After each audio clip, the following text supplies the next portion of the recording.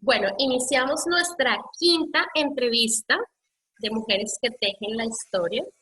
La primera y la segunda estuvimos al sur de Chile, después fui a Colombia, después fui a Argentina y yo en Argentina hablaba de un país grande, pero el siguiente que es hoy, la entrevista número 5, este sí que es más grande porque territorialmente es el país con mayor extensión en América Latina y que además no habla nuestro español, sino que habla portugués.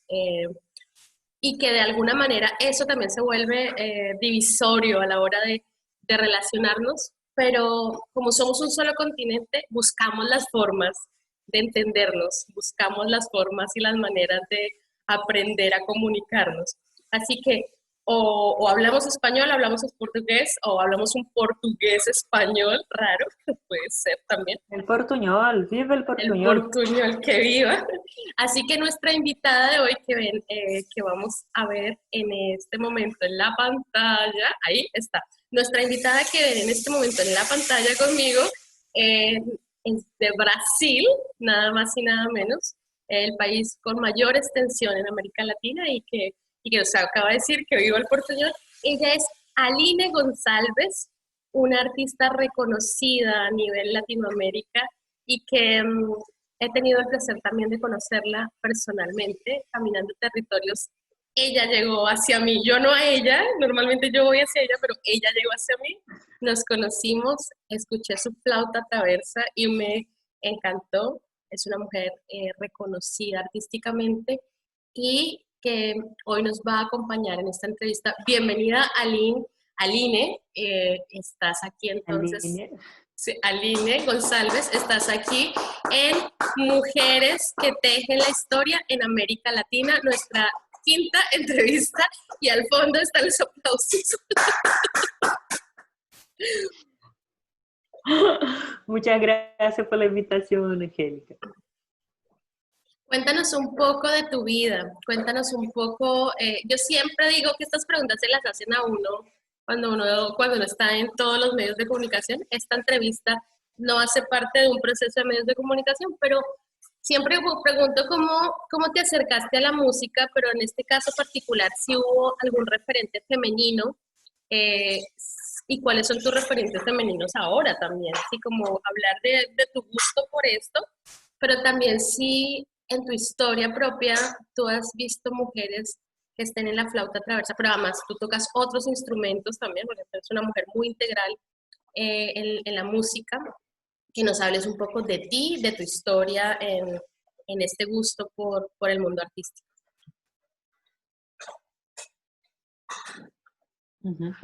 Bueno, sí, tuve muchas mujeres que fueron referencia para mí. Primero, mis profesoras de flauta. Tuve profesoras de flauta. Yo comencé en un proyecto de musicalización que se llama Flautistas da ProArte. ProArte es una escuela muy importante en Río de Janeiro, una escuela independiente que infelizmente cerró las puertas hace 2 años, pero estuvo muy activo toda la clase de música ahí por muchos años. Bueno, y ahí comencé a tocar flauta dulce y flauta traversa a la vez en el año de 93, yo creo, por ahí, más o menos. Y bueno, tuve 2 profesoras de flauta dulce, se llamaba Tina Pereira, y de traversa Andrea Ernest Díaz. Ambas son referencia para mí. Una ya falleció, la de flauta dulce, y la otra está súper activa, tocando lindamente por Brasil. Es una flautista súper versátil, toca música popular, música de concierto, toca música contemporánea. Es una mujer increíble. Y luego musicalmente también, así, lo que me interesó, lo que me hizo querer tocar la flauta traversa fue un episodio muy común y me gusta eso. Estaba mirando la televisión y de repente vi una mujer tocando flauta traversa y quedé así, mamá, quiero tocar esta flauta. Y no sabía cómo se llamaba, pensaba que se llamaba flauta dulce. Mamá, quiero tocar flauta dulce. Y ella, ya. Y después, sí, yo quiero tocar. Y ahí la convencí y seguí. Entonces ya de principio, mi primera referencia fueron todas femeninas. Eh, Luego en la universidad también tuve una profesora de flauta, Laura Honey. Estudié en Unirio, en Río de Janeiro. Me formé en flauta. Y bueno, como profesora, yo creo, profesores siempre tuve figuras femeninas inspirándome. En la música en general, ¿no? Ahí sí es más variado. Hombres y mujeres me formaron así musicalmente, ¿no? Pero como en contacto directo, yo creo que fueron más mujeres. Yo tuve mucho tiempo involucrada con la orquesta, Itiberé Orquesta Familia. Itiberé el bajista que toca con Hermeto Pascual hace más de 40 años. Y ahí yo estuve por 6 años y fue una vivencia muy intensa. Nosotros ensayábamos muchas horas por semana, creo que 3 veces por semana, unos ensayos de 5 horas, una cosa así bien intensa. Y ahí tuve muy cerca de lo que se llama aquí música universal, que es la música de la escuela de Hermeto Pascual. Y luego, después de eso, de vivir bastante intensamente eso, fui a vivir a Chile. Y ahí entré en contacto con toda la riqueza de la música chilena, pero además música de países vecinos, ¿no? Música peruana, música colombiana, música argentina y boliviana. Entonces tuve la oportunidad de tocar con gente de esos lugares, lo que no pasa mucho aquí en Brasil. Es más difícil que te encuentres tanto con la música como con la gente que te puede enseñar así de cerca, hablando con propiedad de su propia música, ¿no? Qué maravilloso Entonces tuve eso que ese me estás privilegio. contando. Claro, es un privilegio gigante porque, cierto, uno, cómo es la vida de un niño o de una niña en Brasil, cómo fue tu vida en Brasil siendo niña, o sea, y después cómo rompes ese paradigma conectándote con el resto de América. Sí, sí.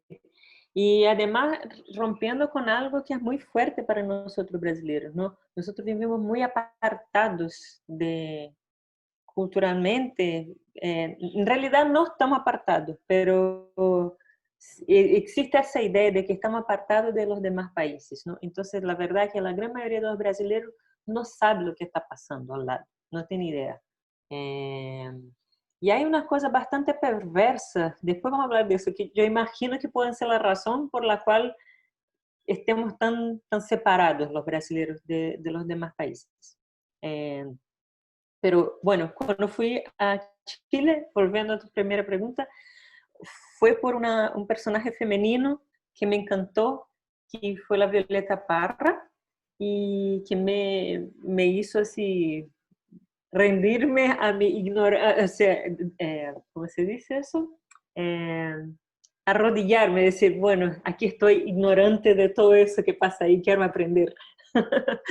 Y fui aprendiendo y fui tocando con toda esa gente que te cuento. Y al final hice un disco en homenaje a Violeta Parra, como dando mis gracias por llamarme a entender que era latinoamericana yo también. Entonces, poder comenzar ese diálogo que hasta ese momento no existía. Yo venía de una escuela de música brasileña súper estructurada, súper fuerte y bonita y que yo amo y que fue fundamental, pero poder hacer la mezcla con esos otros elementos es lo que me mueve hoy en día. Entonces, soy absolutamente dedicada a hacer esos puentes por una figura femenina, por la Violeta, que me hizo, venga, venga a conocer lo que pasa por aquí con su música.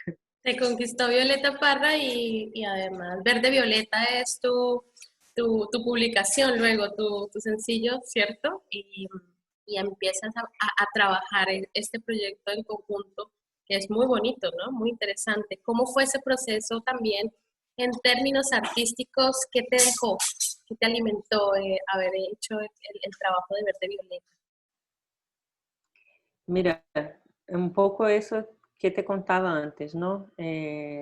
Estar totalmente dentro desse universo sonoro, que es la música brasileira, la música de Hermeto Pascoal, de la Iberê Orquestra Família. y hacer esa vuelta es un gran cambio.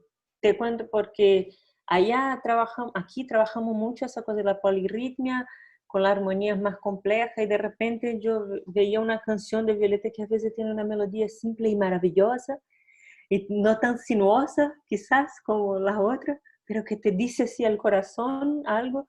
Entonces, entender todo eso como parte de una misma cosa es riquísimo, ¿no? Para mí fue un proceso riquísimo. Y bueno, Verde Violeta fue justamente el primer intento de mi vida de hacer ese puente, ¿no? De hacer ese puente de lo que ya había vivido con lo que estaba conociendo en ese momento. Yo cuento una historia porque me marcó mucho, que en el estreno de Verde Violeta, el primer día de show, la cantante Cecilia Canto llegó para mí, me llamó, dijo: Aline, aquí en este teatro está pasando algo inédito.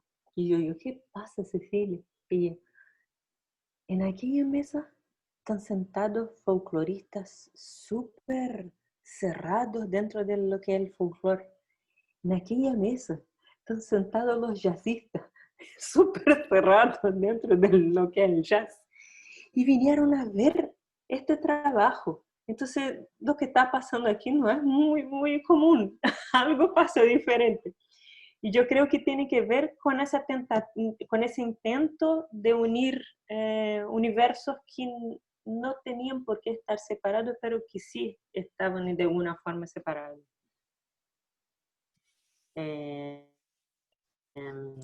Creo que esas ganas de hacer puentes fue lo más bonito y más profundo que me quedó de ese trabajo, Verde Violeta. Sí, Verde Violeta es una de las cosas que a mí me hizo vibrar cuando conocí tu trabajo y tu producción.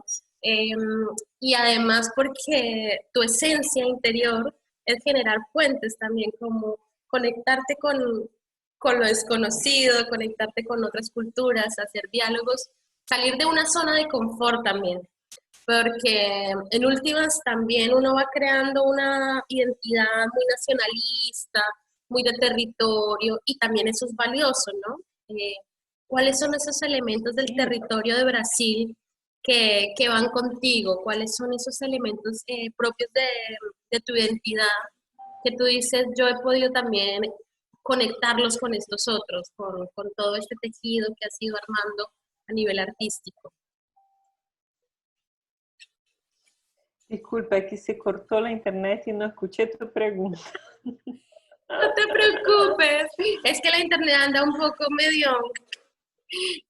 sí, porque hablamos de tu propia identidad también, ¿no? De tu territorio. ¿Cuáles son esos elementos de tu territorio, de tus raíces, que tú sientes que tú llevas a escena, que tú sientes que llevas en apuesta, cuando estás también en comunicación con estas otras formas y otros sonidos y estos otros elementos que te has encontrado en América Latina? Creo que hay una cosa que siempre me movió mucho en la música en general, pero bueno, en la música brasileña primero porque soy de aquí, que es la cosa rítmica, ¿no? Yo siempre, aunque toco un instrumento melódico, trato de entender muy bien qué rítmicamente está pasando en aquel género musical y llevarlo muy explícitamente a mi manera de tocar. Entonces, si voy a improvisar, si voy a interpretar, cambiar algo de una melodía, tener siempre bien claro en la cabeza qué es lo que está pasando. Si yo estoy tocando un jongo, si estoy tocando un choro, que son géneros de acá, ¿no? Si estoy tocando samba o forró, que de los que más me gusta tocar de acá, son los forros. Estoy siempre con eso en la cabeza. Entonces, es algo que mucha gente que toca instrumento melódico lo hace, pero que en mí es algo que me toca mucho, ¿no? Tener muy claro qué es lo que los elementos rítmicos que dan base a ese género musical están. Entonces, trato de llevar eso. Lo otro es que eso que te decía, como estuve muchos años tocando con Itiberé y con toda esa orquesta, traigo mucho en la cabeza el gusto por las polirritmias y por la armonía con un lenguaje bien específico, así, un poco, a veces complejo, a veces no complejo, pero siempre con un lenguaje muy específico, así, bastante rico, de cambios y para no entrar en un musiqués que no importa mucho aquí. ¿Cómo se ve en Brasil a las mujeres artistas? ¿Cuál es como lo que tú te has dado cuenta? ¿Cuál es el fenómeno que sucede alrededor de las mujeres artistas, propiamente en la música? Eh, están siendo reconocidas? ¿Qué está pasando? Y cómo tú has también logrado entrar en ese, llamémoslo, mercado, ¿sí? En ese ejercicio de reconocimiento. Yo quitaría el término mercado y ese ejercicio de reconocimiento social de tu trabajo, ¿cómo ha sido esa historia también? Mira, es una lucha, ¿no? Yo creo que para todas las mujeres es una lucha, ese espacio de equidad del trabajo, ¿no? Bueno, hay dos temas, ¿no? Ya la música y el trabajo, que es un tema, porque la informalidad muchas veces nos deja en situaciones muy vulnerables. Imagínate ahora entonces que estamos pasando por esa pandemia, essas coisas quedam más así obvias, ¿no? Como es todo muy frágil. Yo, por ejemplo, que trabajaba, no sé, hablando de trabajo mismo, ¿no? Más de la mitad del tiempo en performance y luego, qué sé yo, un tercio dando clases. Eh, ahora tuve que cambiar mucho y aún así todavía me estoy adaptando. Y como yo, un montón de gente, ¿no? Y hay gente que ni siquiera puede tener internet para hacer su clase, como yo estoy teniendo la oportunidad, no sé, mucha. Es muy claro cómo es vulnerable la posibilidad de trabajo. Y más aún siendo mujer. Entonces, porque ahí las mujeres, además de eso, están con sus bebés, están con sus niños. No que los hombres no deberían estar haciendo eso, pero la realidad es que la gran mayoría de las veces son las mujeres que están cuidando a su cría. Entonces, se juntan esas dificultades para seguir, tanto antes cuanto ahora, ¿no? Ya era una dificultad, así, tener esa posibilidad de libertad de estudio, libertad de acción y dificultad en ser reconocida. No exactamente de actuar, pero de ser reconocida, de ser validada, yo creo. Yo trabajaba tocando, trabajo, pero es siempre lo mismo, ¿no? Tener que hacer el triple para que digan, ok, eso está bien. Yo pasé por muchas situaciones así absurdas de, qué sé yo, estar tocando en un lugar y una persona venir a preguntar al hombre que está a mi lado cómo se llamaba el instrumento que estaba en mi mano, que yo había recién tocado. Preguntar sobre el instrumento que yo toqué para una persona, para un hombre que estaba a mi lado. Eso me pasó en Chile. Me pasó también de escuchar de un hombre X que era la persona que organizaba quién iba a tocar en una big band. Eh, Mira, para tocar en esa big band, yo le dije, ¿por qué no había mujeres de tu big band? Él dijo, no, porque tenía que tocar tal cosa y tenía que vivir cerca de no sé dónde, tenía que conocer tal lenguaje, tenía que... Y yo dije, mira, yo no soy de esa ciudad, pero yo te puedo decir dos nombres de mujeres que yo conozco que podrían fácilmente hacer ese trabajo, muy bien hecho. Y escuché, ah, no, pero no tienen presión. No sé si se dice eso en español, pero como que no tienen punch. Y para nosotras tener que escuchar eso todos los días, siempre, todas las semanas, la vida cansa mucho. Entonces, por eso, hace algunos años, yo con unas amigas músicas hicimos un colectivo que se llama Esa Mujer. Y en ese colectivo tratamos de hacer movimientos, festivales, charlas, entrevistas, todo para fomentar la actuación de la mujer, principalmente en la composición, pero en general, así como instrumentista, como cantora, pero principalmente en la composición. Y hemos logrado cosas lindas. Claro que es un camino largo, pero hemos logrado cosas lindas en relación a armar una red de mujeres que se llaman más para trabajar, que se confían más, Entonces, vamos intentando hacer caminos y no disputar caminos que ya están hechos de una manera que no nos parece bien.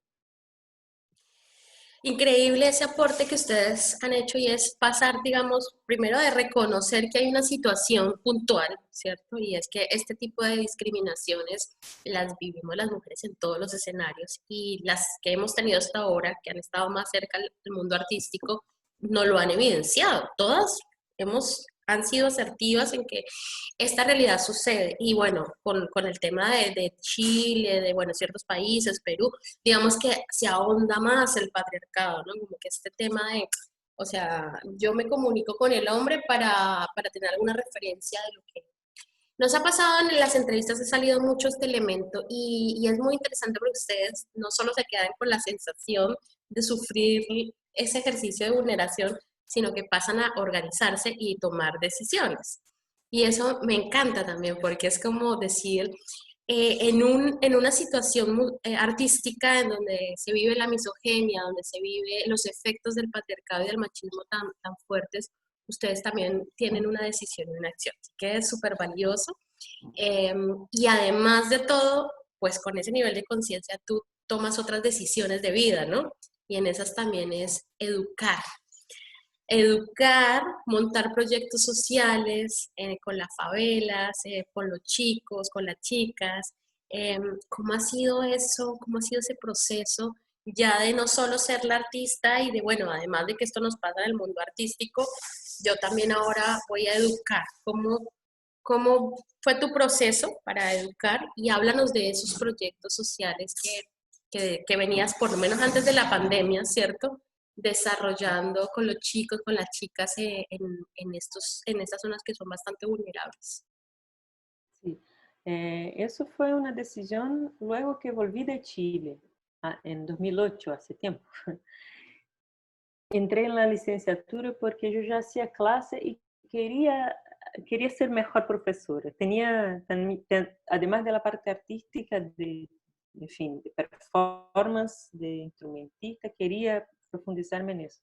Y fue resultado, ¿no? Fui estudiando y buscando y al final vi que me encantaba hacer clases grupales más que individuales y fue muy natural así ir hacia estos espacios que son las ONGs que promueven ese tipo de educación musical aquí en Río. Yo hago clases, o hacía, o haré, no sé, en tres ONGs en Río. Se llama Río de Música, Pequeñas Vozes do Carmelo y...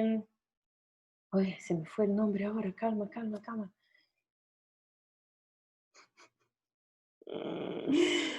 Escuela de Música de Manguinhos.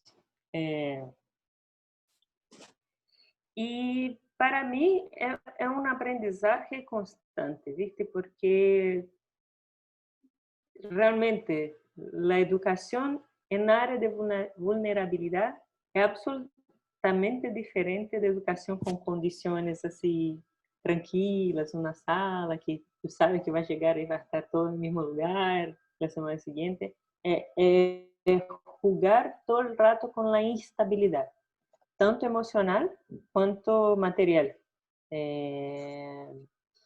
Entonces, la relación que yo establezco con mis alumnos normalmente es bastante profunda, porque a veces aquel alumno no va a llegar porque la policía entró en su casa y dejó la embarrada.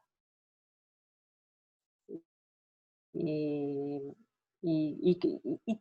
qué regularidad de estudios va a pedir a esa persona. Entonces ya te começa a plantear aí, bueno, todos aquellos métodos, aquellas cosas que aprendiste, ¿cómo lo va a aplicar? La primera pregunta que no tiene una respuesta fija, ¿no? Tiene la respuesta del mismo cambio de todo. Y sabe que percibí que los alumnos que se iban quedando eran porque era gente así que se conectaba conmigo, así en una confianza realmente así de vamos a aprender eso, es muy profundo, vamos. Entonces no, es muy afectivo también, al final. Pero yo creo que lo más importante que he aprendido en todo ese tiempo es que uno no, al final de cuentas, está allá para cambiar, ¿no? Cambiar informaciones, escuchar qué es lo que esa persona entiende como música, qué es lo que esa persona quiere con la música, que es muy diferente, cada uno quiere la música para una cosa, ¿no?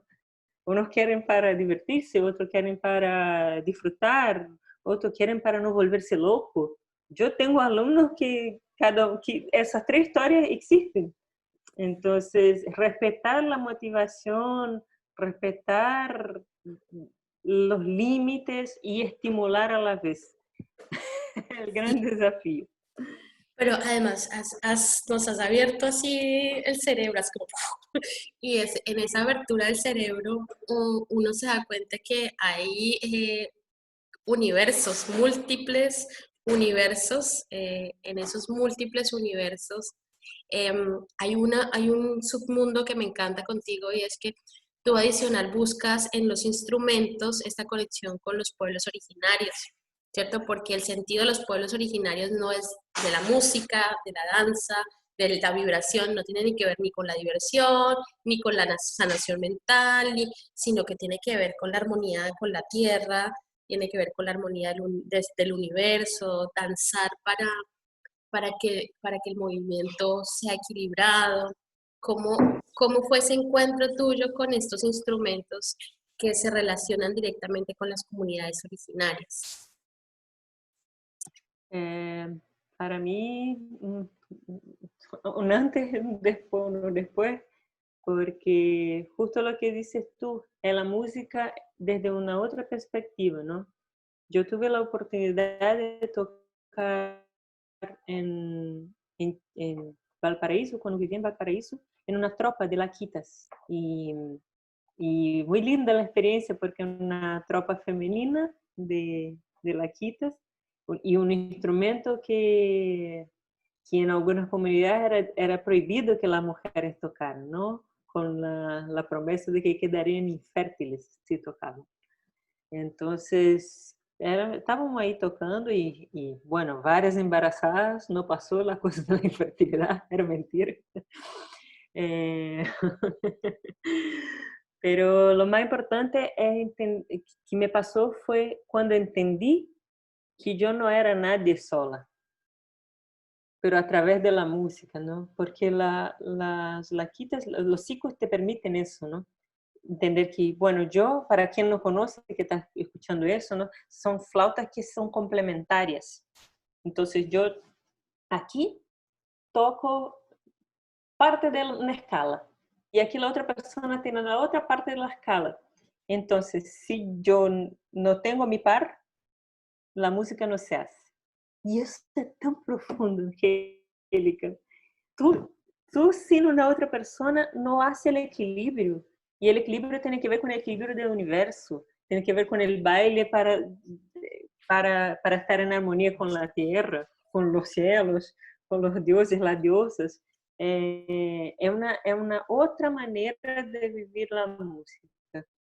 Entonces, para mí fue impresionante, impresionantemente rico y cambió absolutamente mi manera de tocar esos instrumentos, ¿no? De tocar, de tenerlo en la mano y de tocar también. Entender que yo ahí debería debía una reverencia a toda esa historia que vino antes, ¿no? En esa tierra, en nuestra América. Sí, a mí me pasó algo parecido, ¿sabes? Cuando fui a, bueno, yo no toco ningún instrumento, yo no tengo formación musical ni artística de ningún tipo, pero cuando fui a una comunidad mapuche, dentro de los instrumentos había, yo no sé si era el cultrún, o bueno, el cultrún que es redondo, pero había uno muy largo, y no sé por qué me salía sonido, o sea, yo lo hacía y me salía sonido. Y alguien se me acercó y me dijo, mira, ojo, porque ese es un instrumento que solo tocan los hombres. Y bueno, y no se toca así, pero era increíble porque yo igual lo toqué con mi propio sonido. Entonces son de esas cosas que también uno se permite de alguna manera romper esquemas y decir, bueno, sí, lo voy a intentar y me va a sonar, alguna cosa suena. Entonces creo que eso que nos dices es súper lindo Sí. porque es tu propia conexión con instrumentos que históricamente no han sido femeninos. Es increíble contarle a la gente que en el mundo artístico los instrumentos también están seleccionados con relación al género, ¿no? Los instrumentos para hombres y los instrumentos para mujeres. Y eso es un gran reto, ¿no? Porque es como, ¿qué pasa cuando una mujer toca un instrumento que históricamente está relacionado solo con los hombres, ¿no? Eso es todo un reto y se rompe ahí. Ustedes, yo escuché a varias de tus compañeras también la vez pasada en uno de los seminarios que nos dieron, hablando de eso también. ¿Cómo ha sido tejer con ellas? ¿Cómo ha sido también, bueno, ya no solo soy yo, sino que tejemos nosotras, montamos nuestras propias melodías o seleccionamos también? ¿Cómo seleccionan ustedes su contenido? ¿Tienen en cuenta, por ejemplo, qué elementos a la hora de seleccionar su contenido?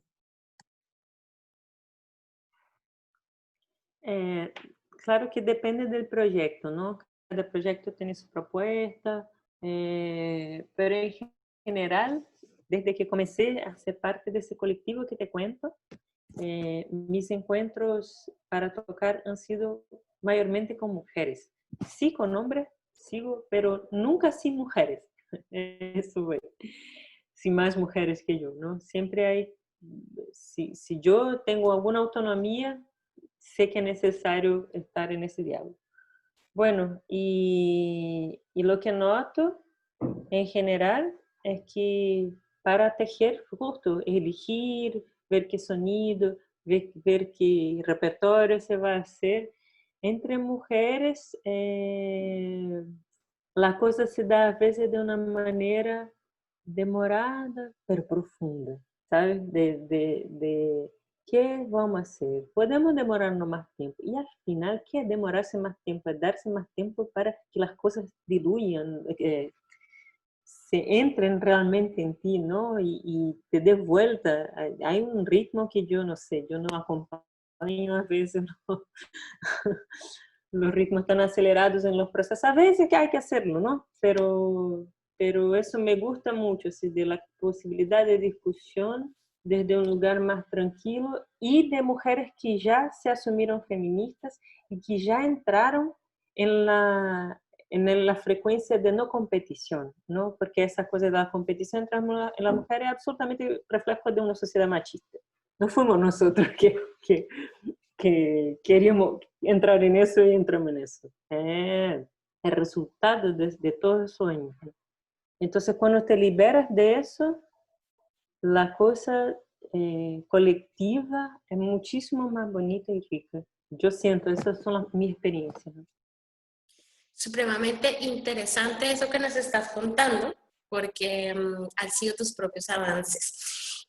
Antes de irnos, de terminar esta entrevista, hay muchas cosas que han pasado en tu vida y yo no sé de esas cosas que tú nos quieras contar, que te ha marcado así como de esos momentos bonitos que tú nos quieras compartir hoy. Dices, recuerdo este momento bonito como parte de mi cofre de tesoro, ¿cierto? De ese tesoro que guardo y que me alimenta la vida. ¿Qué te alimenta? ¿Qué alimenta a Lynn González día a día? ¿A qué recurre? ¿A qué cofre de tesoros recurre para, para seguir viviendo? Porque uno el reto ahora es casi que uno autoalimentarse para uno continuar día a día. ¿Qué haces tú para alimentarte, para continuar en el día a día?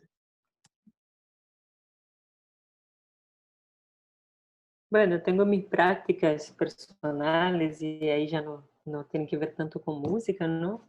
Así, qué sé yo, algún movimiento corporal o alguna meditación, pero todo eso me nutre, ¿no? Pero dentro de la música, yo creo que siempre estar detrás de construir puentes. De verdad que ese se tornó ese es mi tema.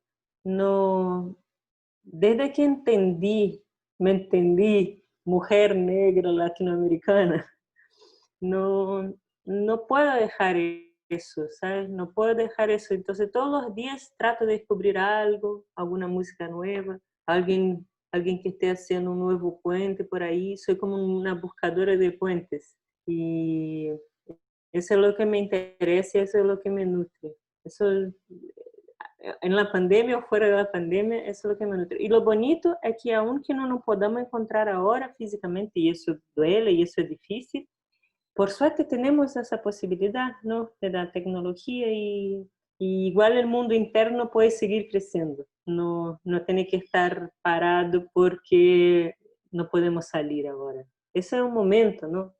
Ese es un momento. Puede durar mucho, puede durar poco, pero es un momento. Después va a ser otra cosa. Entonces yo creo que si podemos llevar eso como esas ganas de que nuestros mundos internos nunca dejen de crecer y estar buscando cosas para alimentarnos, siempre vamos a estar bastante vivas. Qué bonito. Hoy estamos grabando esta entrevista el día 24 de julio del 2020, ¿no? Estamos en una interconexión aquí del tejido latinoamericano y tienes un lanzamiento. ¿Cómo estás?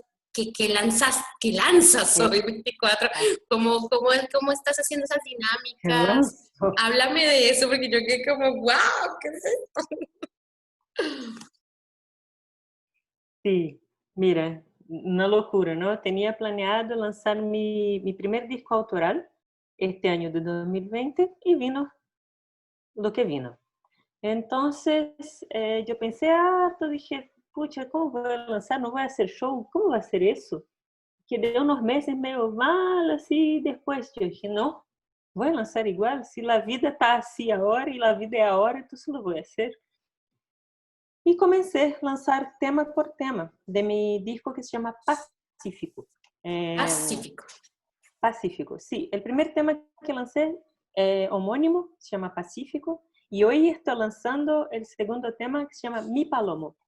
El primer tema es una mezcla de estilos latinoamericanos, pero tiene como base rítmica, eso que te dije antes, que me gusta mucho entender la base rítmica de cada cosa, un currulao Me de la encanta el costa currulao. pacífica, Me encanta el currulao. la costa pacífica colombiana, que para mí es símbolo de mucha resistencia también, ¿no? No solo colombiana, Ecuador también tiene currulao, ¿no? Y, y también fue un homenaje a esta maravilla que es la costa pacífica colombiana y todos sus ritmos, pero también como un juego con la palabra Pacífico. Pasa que el Océano Pacífico no es nada pacífico No, para y nada. más que eso, para nada pacífico, y más que eso, la gente que vive bañada por esa costa pacífica nos tiene mucho a enseñar a los brasileños que no somos bañados por la costa pacífica. Quizá nos falte un poquito del baño de Pacífico para ser menos pacíficos. Yo estuve en octubre en Chile y vi el estallido social en las calles, estando ahí mismo.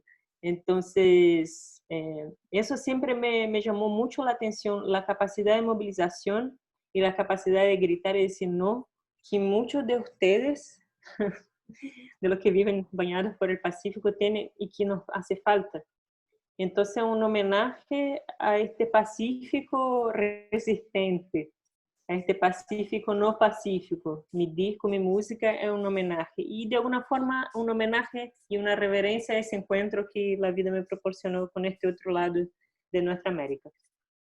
Hermosísimo, hermosísima tu historia de vida, hermoso todo el trabajo que haces, porque eres una de las mujeres que más teje desde la música porque te has encontrado con los ritmos latinoamericanos, te has encontrado con las luchas de las mujeres en América Latina y bueno, eres ese referente que hoy nos conecta desde Brasil y que nos hace entender algunas cosas bonitas también de este mundo de que resistimos y resilimos en términos de resiliencia a las mujeres. Así que yo quiero que nos invites dónde podemos encontrar tu contenido, dónde podemos escucharte, porque bueno, hoy no tienes la flauta, pero de verdad que te tenemos que escuchar. ¿Dónde acudimos para saber quién es Aline González y todo su trabajo artístico?